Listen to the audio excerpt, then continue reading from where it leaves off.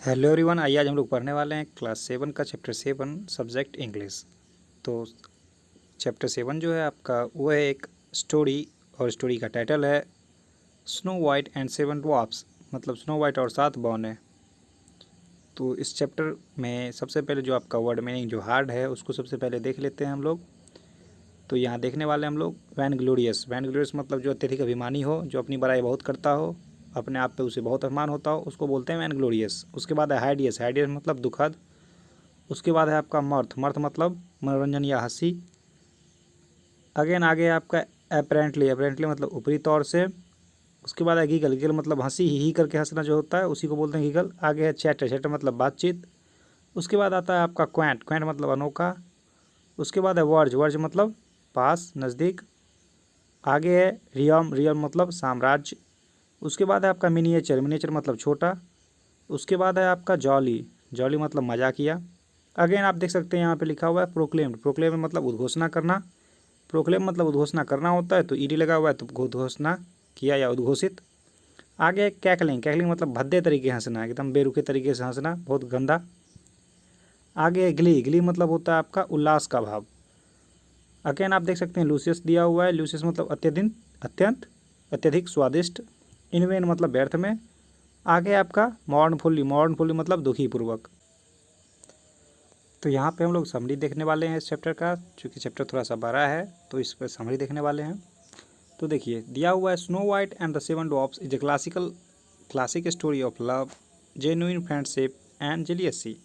Snow White और 7 बौने की कहानी क्लासिक है, यानी पुरानी है, बहुत अच्छी क्लासिक कहानी है, अच्छी है।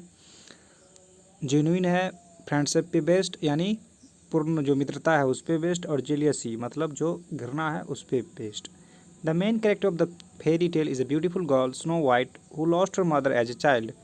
इस कहानी का जो सबसे जो मेन कैरेक्टर है वो है स्नो वाइट, जो कि बहुत ही सुंदर लड़की रहती है, और वो अपनी माँ बचपन में ही खो देती है। Her father married a beautiful but evil woman who was zealous of her youth and beauty. उसकी जो नई माँ होती है, उसके जो पिताजी नई शादी करते हैं, तो उसकी जो नई माँ होती है वो उसके सुंदर होने से और उसके जवान होने से वो बहुत चिढ़ती रहती है, नफरत करती रहती है। Her father married the queen always consulted a magical mirror who told her she was the most beautiful woman in the world. Queen के पास एक जादुई दर्पण रहता है, शीशा रहता है, जिसमें वो उससे पूछते रहती है बार बार कि कौन सबसे सुंदर है इस औरत इस दुनिया में। तो वो शीशा उसे बार बार बता रहा होता है कि अभी तक रानी ही सबसे सुंदर है। Until one day the queen receive the answer she had not hoped for. लेकिन एक दिन जब मिरर जवाब देता है कि नहीं, अब वो सबसे सुंदर नहीं है, सबसे सुंदर अब कोई और है, और वो बताता है it was Snow White as the fairest girl now, fairest girl. और ये जो अब बताता है कि कौन सबसे सुंदर है, तो वो बताता है दर्पण की अब स्नो वाइट सबसे सुंदर है। The queen could not bear that someone was more beautiful than her. और रानी को ये पसंद नहीं था बिल्कुल भी कि कोई दूसरी लड़की या औरत उससे सुंदर हो। She wanted her to die. वो उसे मार देना चाहती है। She order the hunter to take Snow White deep into the forest and kill her. इसलिए वो शिकारी को बताती है कि जाओ, कहती है कि जाओ डीप जंगल यानी गहरे जंगल में जाकर के स्नो वाइट को मार डालो। But the Hunter could not do it. लेकिन जो शिकारी होता है वो ऐसा नहीं कर पाता है। He decided to let her go and Snow White found happiness with her new friends as 7 dwarfs who loved her very much. और इसलिए वो छोड़ निश्चय करता है कि अब स्नो वाइट को छोड़ देते हैं। वो छोड़ देता है और स्नो वाइट वहाँ से निकल करके 7 बौने के पास पहुँच जाती है, जो कि उसके अच्छे दोस्त बन जाते हैं, उसे बहुत प्यार करने रहते हैं। स्टिल, फिर भी, her happiness did not last long because queen was constantly after her. लेकिन उसकी जो खुशी होती है वो बहुत कुछ दिन के लिए होती है, क्योंकि रानी को कुछ समय के बाद पता चल जाता है कि स्नो वाइट मरी नहीं है, जिंदा ही है। जबकि हंटर उसे बताता है कि उसने स्नो वाइट को मार दिया है। अपना झूठ छुपाने के लिए वो बोल देता है ऐसा। She tried to kill her in various ways but was failing to do so. और रानी उसे बार बार अलग अलग तरीके से मारने का प्रयास करती है, लेकिन हमेशा वो फेल हो जाती रहती है। बट एट लास्ट, लेकिन एक बार अंत में, the evil queen disguised herself as an old woman and gave a poisonous apple to Snow white.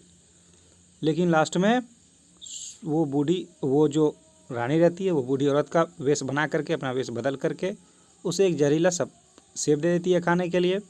Snow white at that Apple since she was very innocent and could not understand that it was her evil step mother and she almost died. इसलिए वो उसकी चाल में आ जाती है, समझ नहीं पाती है, वो बहुत ही इनोसेंट होती है, इसलिए वो समझ नहीं पाती है कि उसकी ये सौतेली माँ है जो उसको मार देना चाहती है, इसलिए उसने उसे यह सेब दिया है और वो लगभग मर ही जाती है। The 7 dwarfs cared for her a lot. 7 dwarfs जो होते हैं 7 बौने, वो उसकी बहुत देखरेख करते रहते हैं, उसे बहुत प्रेम करते रहते हैं, बेटी की तरह मानते रहते हैं।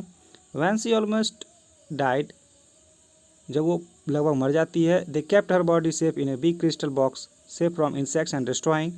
तब वे बौने उसको एक क्रिस्टल बॉक्स में रख देते हैं, कैफीन में, ताकि उसे किसी तरह का उसके शरीर को नुकसान ना हो। फॉर्चुनेटली, सौभाग्यवश, Snow White was rescued by prince. लेकिन क्या होता है, सौभाग्यवश एक राजकुमार वहाँ आता है। जब वो वहाँ पे बेहोश मरी पड़ी रहती है तो वो राजकुमार आकर के उसे बचा ले जाता है, क्योंकि उसे एक आशीर्वाद मिला रहता है। इन द एंड, और जबकि लास्ट में, गुड ओवर केम इविल, और फिर से वही कहानी होती है जो हमेशा से होती आ रही है, अच्छाई की जीत होती है, यानी स्नो वाइट जिंदा हो जाती है। And the beautiful princess lived happily ever after, और वो राजकुमारी जो सुंदर राजकुमारी होती है वो उसके बाद खुशी खुशी रहने लगती है और उसकी जो सौतेली माँ होती है वो मारी जाती है।